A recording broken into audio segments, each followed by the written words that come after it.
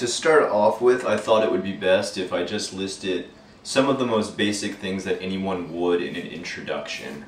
Some of these you may already know. I've mentioned a few of these in past videos, but this is if you don't want to try and run through my 340 videos that I have, which I totally understand. I don't want to watch my 340 videos. Why should you have to? Let's just start with full name, Scott Ackerman. Nicknames, well, now my nickname has become Unrested in real life. I never had a nickname up until I made my YouTube channel. Birth date, 07/29/79, that's July 29th, 1979. Birth country and state. I was born in Pennsylvania, America, Philadelphia for the city. I lived there until I was 4. I moved to Florida after that. A lot of people always ask me, where are you from in America? I say Florida, but I was born in Pennsylvania, and they say, well, which one are you from? I feel like I'm from both. I'm kind of a northern person who lived most of his life in the southern part of America. Age, I am 34, although it may surprise you, yes, I am 34. Siblings, I have no siblings at all whatsoever to speak of. I am a wagamama hitoriko, that's Japanese for a selfish only child. College, I went to Florida State University and got my degree in minor education in art was my major. I was an art teacher right out of school for a very short time until my state run it out of funding.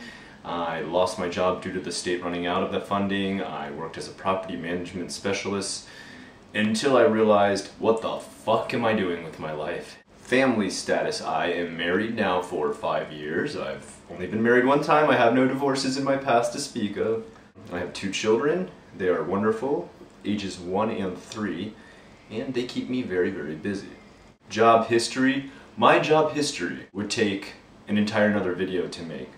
Let's just say this, when I was in college, I was not afraid to try any job. Pizza delivery boy, a customer service manager at Whole Foods, unsecured loans collection officer. I was a video game tester for EA Sports. Here's the video game I play tested for EA Sports. Open it up and show you the book. And I'm just in QA testers. I don't know, I hope this focuses. In the book for this. I mean, I didn't buy the game. I got the game for free. I hate NASCAR racing. Most boring game I ever played, let alone play test it. QA testing, quality assurance testing, not question and answering testing, if some of you don't know. Most boring job ever, it sucks. EA Sports, company treats you like shit. Fucking one of the worst companies I ever worked for. My boss was a complete asshole. Fuck you, whatever your name was. I still fucking hate you. You were a fucking asshole. Hobbies. I have a lot of hobbies. I work as an illustrator, but I'd still say drawing is my hobby because even when I finish my job for the day of drawing stuff, I draw stuff for myself. I have my own RPG I work on. Play tested on a channel called Psychodump where you can see me play it live on Google Hangouts every week. And I would say that's really my big hobby. Music. I have a lot of music. If I were to list bands, again, this would make a whole nother video, so I'll just list genres that I'm into. Deathcore, I like death metal. I like grindcore. For more subtle type stuff that's easier listening, I like ambient. I like obviously some dubstep, deathstep, which is the combination of deathcore and dubstep. I really like that combination, it's beautiful. And many, many more. Like, I have jazz albums, I have everything. If I were to open this up over here and show you how many CDs I have music burned to, it goes upwards of 3,000, so it would be a very, very long video. Movies, well, primarily my love is for horror movies. I thoroughly enjoy horror movies, but that doesn't mean I want to be stuck in a niche for every video that I ever make about movie reviews. I watch a little bit of everything. I do watch anime, although I'm probably not as hardcore as some anime fans. One of my all-time favorite series and movies is Ushijima-kun, the Loan Shark. You might want to check that out if you're really interested in seeing the Japanese movies I'm interested in. Other than that, I would say, gosh, my all-time favorite horror movie, that is so hard to pick up. A long, long time ago, I would say my all-time favorite is Videodrome. From the most recent horror films that have come out, I would probably say Excision or American Mary. Books. What books am I into? I've read so many books. I have a Kindle, and that Kindle is full of madness. I really enjoy fantasy, I really enjoy sci-fi, and I really enjoy splatterpunk horror books. My all-time favorite book series is probably City Infernal series. If you don't know anything about that, if you're interested in horror or splatterpunk, I highly suggest you check out Edward Lee's City Infernal series. It is by far the best series I've ever read in my life, and I could read it again and again. My favorite splatterpunk book would probably be The Grimoire Diabolique. Sorry if my pronunciation sucks on that. Probably my all-time favorite fantasy is really old school stuff. I was really big into the Dragonlance series. Dragons of Spring Dawning, Dragons of Winter Night. That's the way I always imagined that the titles would be read. I've read a couple of the Game of Thrones book, but I don't have time to dedicate to reading those recently is my problem, because they are heavy. They're like, what? TV series, you know, I'm not really too into the recent American TV series that make you have to watch every single episode to follow a story. I'm very used to a show I can pick up anytime, watch one episode, and understand what the fuck is going on. My all-time favorite series from the past would probably be Star Trek Next Generation. I have so many good memories from watching that show with my family. I could watch it and rewatch it again and just get this warm, nostalgic feeling every time. Obviously Game of Thrones, huge fan. That's an incredible show. Probably the most interesting and well-written and well-made characters. Now I know, once again, this is one you probably have to follow the story if you want to know what the fuck's going on, but that one actually wants to make me get invested, whereas something like, oh, I don't know, Grimm, worst series I've ever seen. Let me give you an example of how they write a script for Grimm. Character A is a blah blah were animal. They must find him and kill him. That's every episode of Grimm right there. Most boring series I've ever seen in my life. Video games. As for video games, I'm once again a horror fan. Survival horror to be exact. My all-time favorite video game would probably be Crimson Butterfly. That's the second in the Fatal Frame series. Next to that, I am a very big fan of Silent Hill No. 3 because I felt like Silent Hill should be played as a small defenseless girl who can barely fight and must run from monsters, because that's more like real life rather than an ex-military expert with guns shooting everything in America. Thanks, America, for ruining that game. Other types of games, Heavy Rain, also known as Origami no Satsujin here in Japan. Great game, man, I love the story in that game. I pretty much played it through until I got every single ending possible. Some people say that games like that take away any sort of immersiveness, that you don't really feel like you're doing anything more than pushing along the pages of an interactive novel. To them I say, fuck you, I don't care. Other than that, I haven't caught up with all the new systems yet. I don't have a PS4, I don't have an Xbox One. I play a lot of 3DS, and for 3DS I just recently beat Biohazard Revelations. So, to give you an idea of where I am with that. 3DS, my favorite game of all time. I really like the Fatal Frame game for that called Spirit Camera. That was fun. Collections, my collections. You know, I've made videos about my collections. I have so many collections. What do I like to collect? I really like to collect whatever I'm into at the time, because it keeps rotating. Like, for a while I'll really be into Pokemon. I listen to a lot of creepypasta on Pokemon, and then suddenly I want to buy a bunch of Pokemon. I play a bunch of video games on my 3DS, and suddenly I want a bunch of 3DS video games and all the little characters attached to it. I get stuck on some sort of anime series or movie, and I want to buy all the anime characters and stuff surrounding it. That's the way my collections kind of work. They kind of rotate. For a while I'll lose interest, but I'll always end up coming back to it, so I never regret buying it. For now, I've got so many different collections that I would say just watch my collection video if you're really interested. Sports? Not really too into sports. I don't really care. I think there's a thing called World Cup going on now. Couldn't really care less. I played soccer, I played basketball. I played cross country and track and field, although I don't really think you play those, you run them. I enjoyed probably cross country the most of any sport I've ever played. I still run to keep in shape myself, but I'm not really a sports guy. I like to work out, I like to stay physically fit. I'm very active in my everyday life, but I'm not a sports guy. I just can't follow a team. Can't play sports video games either because you can do that in real life. Why do you need a fantasy video game about it? Okay, so those are some questions I wrote for myself to just answer as an introduction. That's all I could think of off the top of my head.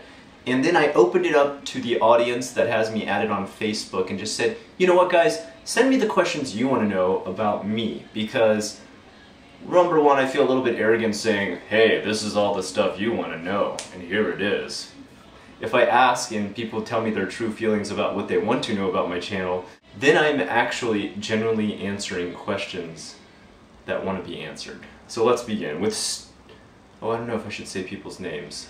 You know what, I'm not going to say anybody's names for these. I'm not going to go ahead and say names for each of these questions. I'm just going to read the questions and then tell you my personal, genuine, and utterly heartfelt answer. Thank you for listening. Number one, favorite food from your own country and from Japan. My favorite food from my own country would probably be macaroni and cheese, and I don't care what Michelle Obama thinks, I'm gonna love that stuff forever. I really miss good tacos from America. There's so much food I miss from America. Pepperoni pizza from America, because let me tell you, Japan, you can't do pizza, son. Your pizza is our sushi. They both suck. Favorite food in Japan? In Japan, I like a tamago-gaki gohan because I can't eat raw eggs in America. I like takoyaki. And my favorite sushi, I would say, is probably ebi sushi. Very big shrimp fan, probably because I'm from Florida. Dreams as a child / teen. What dreams did I have? I had quite a few dreams. I actually wanted to be a movie director before I decided that I wanted to be an artist instead and majored in art. I had friends who actually majored in film in college, and I had to help them out on their sets, and I realized how freaking hard it is to be an actual director of a movie, and even now I kind of understand that as I make my own small little films. It's a lot of work. I don't have time for that. I don't know if I would ever be able to, number one, have the time to make it a hobby that could eventually turn it into a career, because that's pretty much the only chance you have of breaking into Hollywood these days. Other dreams, when I was a very, very small child, I told my parents I either wanted to be an astronaut or a garbage man. Obviously, shoot for the stars or fucking throw them away. J-vloggers whose videos you enjoy most. Well, number one, I'd probably say, give me a break man, give me a flake man, Victor. Number one, because first of all, I gotta give him props for giving me my start. I had like nobody watching my videos until he let me have just one collab video on his channel, and I shot to 1,000 in like a week, and it's only grown from there. So props to him just for that, but on top of it, I feel like he actually covers subjects that I want to hear about. I have no complaints with any J-vlogger. Whatever they want to do their stuff on is great. But when, for example, let's say they do one, they said, this is what a bento looks like in Japan. Well, guess what? If I walk downstairs right now and look in the Family Mart underneath my apartment, I can see a fucking bento. Here's what a cheeseburger looks like from McDonald's. Favorite homeless guy at Dobutsu Mae. Oh, there's a guy. This is gonna sound horrible. There's a guy I call a homeless Hitler. Because he has a Hitler mustache. And he always is smiling all the time, and he doesn't wave to you, he says hi like this, and I don't really think he has any idea he's doing that on purpose. He's a really nice guy, he never asks for money. I give him money and I give him beers. Homeless Hitler, man, come on. Come on! What is the most epic adventure you have ever had? I'm gonna go back to high school, and there was a time, and this is kind of why I got into all this scary stuff, I'd say.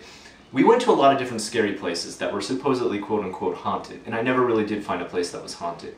But there was this old Civil War motel that had been turned into a makeshift hospital for when people had been wounded in battle. We went to this thing with like 13 people, 14 people, and 2 cars. We pulled up there, and I remember probably only 10 of us got out of the cars.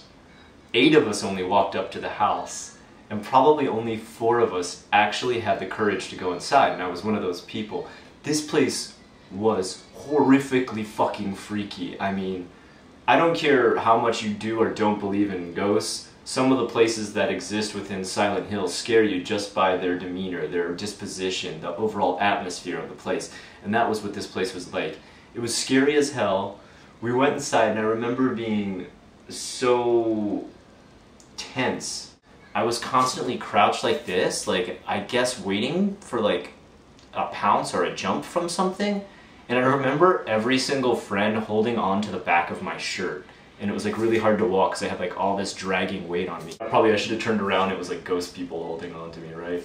The other awesome thing about this place was we found like trap doors and like weird bridges, and by bridges I mean like 2x4s that had been like bolted on hinges to the walls that would like fold out, and you could walk across to areas of the house you wouldn't be able to reach via the stairs and the connecting area on the other side. It was so weird. I've never seen anything built like that.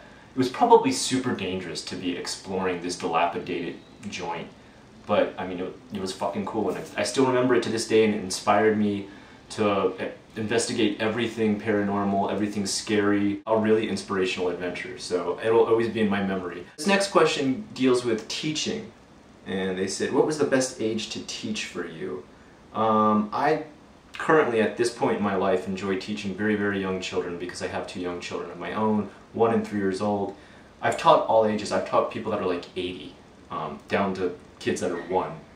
And I enjoy teaching 1 to 3 years old because I really know how to handle that age. I know how to be very entertaining for them. You would be very surprised, and I one day want to show you what I do for a lesson for that age because you would laugh your fucking head off if you saw how goofy I can be. You receive 0 judgment. You can just really let yourself go and use all your wacky behavior to teach that age, and they just eat it up and actually learn quite a bit and never throw down their pencils in disgust or tell you how lame you are. They just are there having a great time. What level were you best at teaching? Beginner or advanced? Probably I'm better at advanced, because one thing I'm pretty good about is keeping in touch with everything going on in the world. I really read a lot of news from many different newspapers every day, and so when I come into an advanced class, I'd start asking them questions based on the news, which number one, it's going to cause you to use very high-level grammar, increasing the level of vocabulary that you're going to have in your daily conversation. And number two, they were always like, wow, Scott-sensei, you know more about Japan than us. Like, they were always really surprised how much political and like criminal and everything I knew about Japan every single day. They're just like, what? How do you know? How do you even know all this different stuff? I'm like, I read the news, man. You know, I gotta keep up with current issues. Okay, most awkward or embarrassing moment. I'm guessing you mean within Japan. I mean, I guess I've had quite a few throughout my entire life. I like to put myself in quite a few awkward moments with just my humor alone. But here in Japan, the most 2 notable ones that I ever put myself in was number 1. In the middle of Japanese class one time, I decided to tell my sensei that she was nice. To tell someone that they are nice, in Japanese you say that they are yasashi. Okay? Yasashi. I said yarashi. I changed the S to an R. Very simple mistake, right? I changed 1 letter. Right? Okay, not a big deal. Yarashi means you are very erotic. And so I told my sensei that she was erotic. You know, maybe she liked that. She actually just laughed and was really nice about it. She said, I think I know what you're trying to say, and thank you, Scott, but you mean yasashi. The other one that I did was the very first date I ever went on with a girl one time here in Japan. Not the actual first person I ever dated, but the first date I had with this girl, because I've had many dates here, don't tell anybody. You know, before I got married. The first time, you know, she could only speak Japanese, so I was doing my best, man. I thought I was doing pretty fly. I was like, you know, I've been studying books left and right. Check this out. I know how to even say stuff like, yo, you know, like, what's your daily lifestyle like? You know, what do you do? I mean, you know, in English you'd probably say like, so what do you do daily? But you don't really ask that. You say like, you know, anata no seikatsu wa dou suru? Like, what do you do for your daily life? And, but I thought I was being smooth. I said, you know what? I'm gonna ask this girl. It's nighttime right now. Maybe she wants to do something. I'll find out what she likes to do. And I'll ask her, what would you like to do tonight? So I said, yoru no seikatsu dou suru? So what do you like to do for your nightlife, right? I thought I was asking, what do you like to do for your nightlife?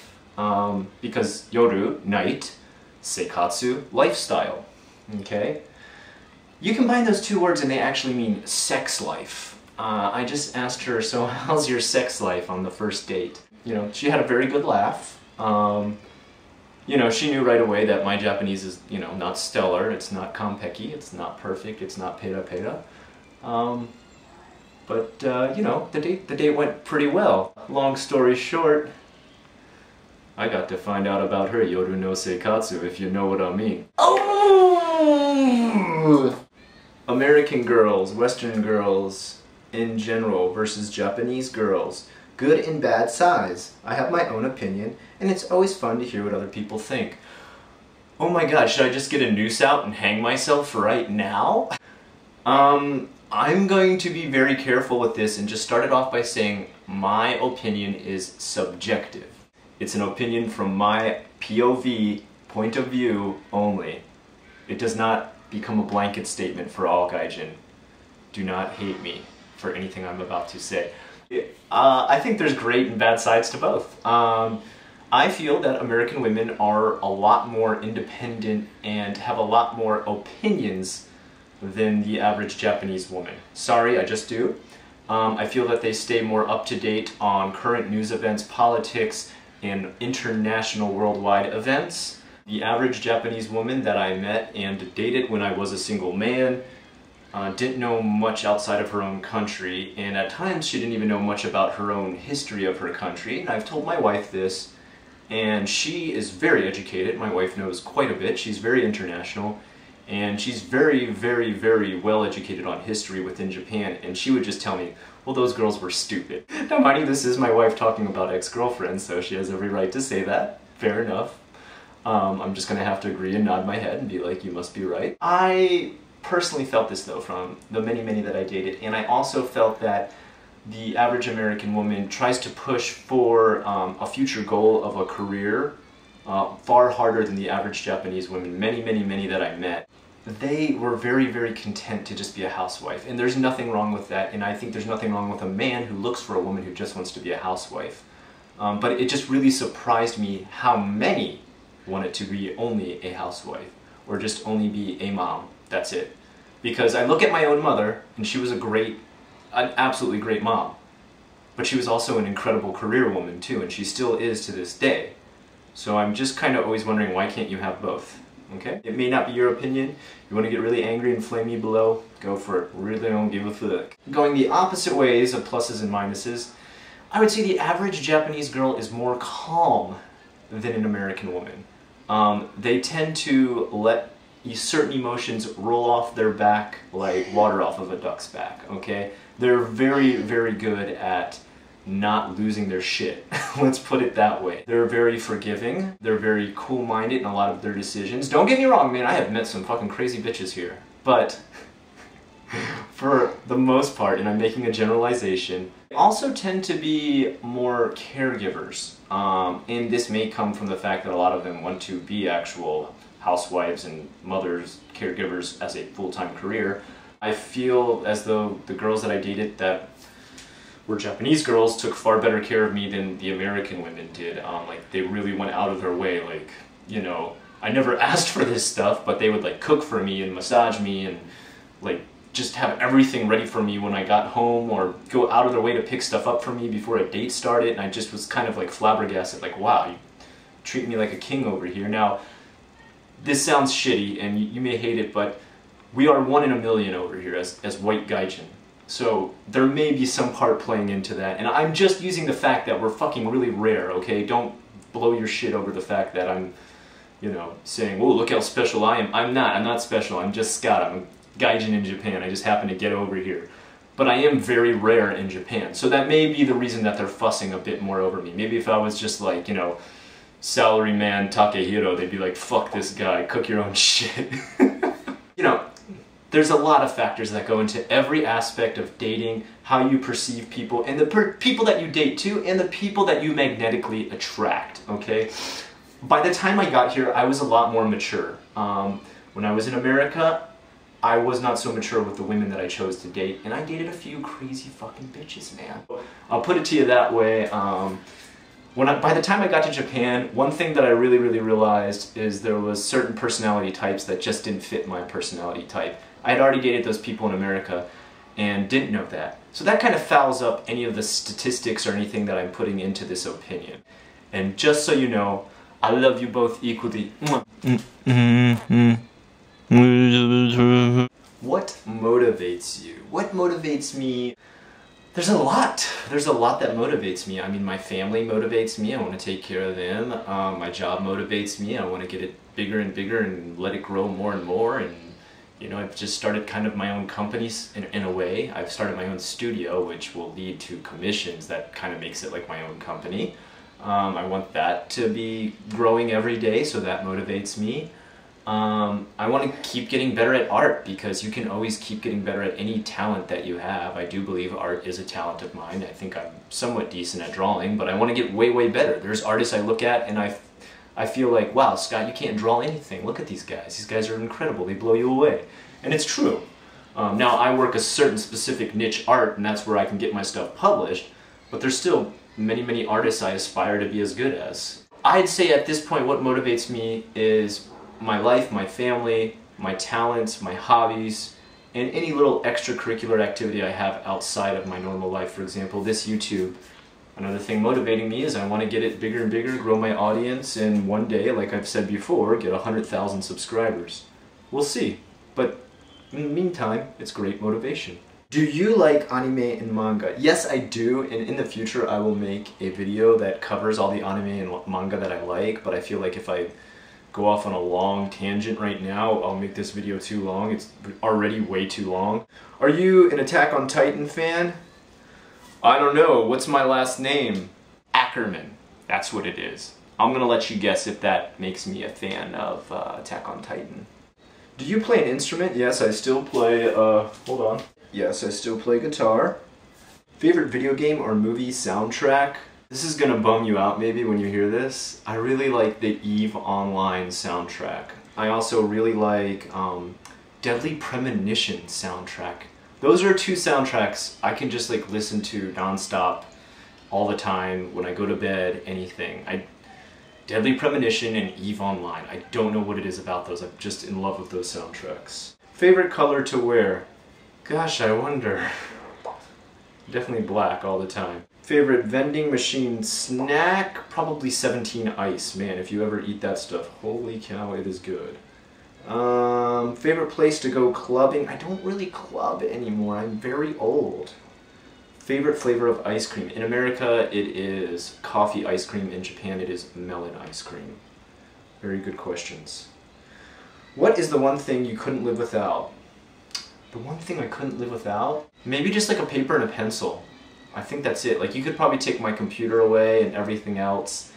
I mean, you know, I would definitely keep my family over a paper and a pencil, but if we're talking like I'm stuck on a desert island by myself, I'd like to have a paper and a pencil to draw. I'd want to have some way to draw. Maybe you just give me like a stick and I'll draw in the sand. I'll be pretty happy. What's your inspiration that fuels your drawing and your videos? The inspiration for my drawings tends to deal with making you feel like you're in some sort of adventure or that you're in some kind of critical moment. I like to have the drawing make people react, and I also like to make the drawing force people's eyes to study all the aspects of detail because I go into a lot of hyper detail. So that's kind of the inspiration. As for my videos, it's really a passion of teaching because I do a lot of teaching in my videos, and that's something I've done since the second I stepped out of college. But it's also something that recently started to come about with my videos is the fact that I want to encourage people more. I want to allow people to know that they can climb beyond, you know, the area, the room, the walls, the country, the city, the state, wherever they were born, and move on to a dream way past that, because it's something I did. I was a kid born in a podunk town in Florida with ADD and dyslexia and learning disabilities. I barely passed math through high school. I think I had a 44 and F- for a grade for one semester, and I was not the brightest guy. I finally made it into college. I did okay. You know, I was an ABC student. I got out of there and I worked a couple crappy jobs. Tried to take on the dream of being a teacher, and that failed when Florida shot it underneath my legs. And then I worked a really shitty job as a property manager, and I hated it. And I thought all hope was lost. The girlfriend that I had at the time that I wanted to marry dumped me. I was living in a podunk town with no friends, pretty much. Everybody had moved, and there was just nothing. I started to realize I needed to change my settings. I needed to change my environment. And that's something I wanted to express to everybody. And I'm not saying you need to come to Japan, because Japan's not the answer for everybody, but I'm saying look at the places around you, and if they bother you, if they annoy you, if you don't like the environment you're in, change it. You know, go to New York, find something that you want to do there. Go to a different career, find something you want to do there. Add new hobbies to your life. Find new friends. Is there some friends right now in your life that are making it worse than it should be? Fuck them, get rid of them, get new friends. There's always something more around the corner, you know? And push past that. It seems scary, it seems sad, it seems depressing, it may really antagonize you. Get past it. That's my creed. Is there any Japanese food that grosses you out too much to eat it? Yes and no. Okay, so here is kind of my complaint. Liver, the way it's prepared in Japan, there's some parts of the liver that I really enjoy eating. Like if it tastes like meat and has the texture of meat, I really enjoy eating it.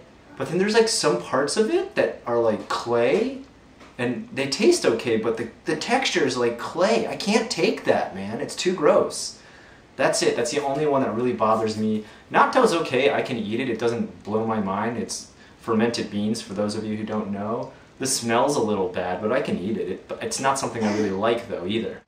Okay, favorite Pokemon. My favorite Pokemon of all time. Is he here? Can I grab him real quick? There he is. Throw. I like Throw. Throw and Sock, my two favorite all time. I can just like plow through the games with one throw. Get a throw up to like level 60. Beat everybody. Beat the Elite Four with one throw at level 60. I promise you, I'm very good with Throw. I don't know why. Throw. That's my main. Okay guys, that's it. I pretty much covered everything that had been written up to this point. If you write more questions past that, I think I could probably answer it in a future J-vlog or something like that. And we'll probably do this again where you ask me some questions, but that's just kind of an intro to me. That's an intro to Unrested, and you all deserve that. And there's so much more I can tell you, there's so much more I can elaborate on. Some of those subjects in there, like I've said, I'm going to make entire videos just for them. Until next time, guys, thank you so much for joining my channel if you've just joined because of this, or if you joined in the past and have always wanted to hear more about me. I hope I answered everything you wanted to hear. I'm Unrested. It's like sometimes you just got that feeling.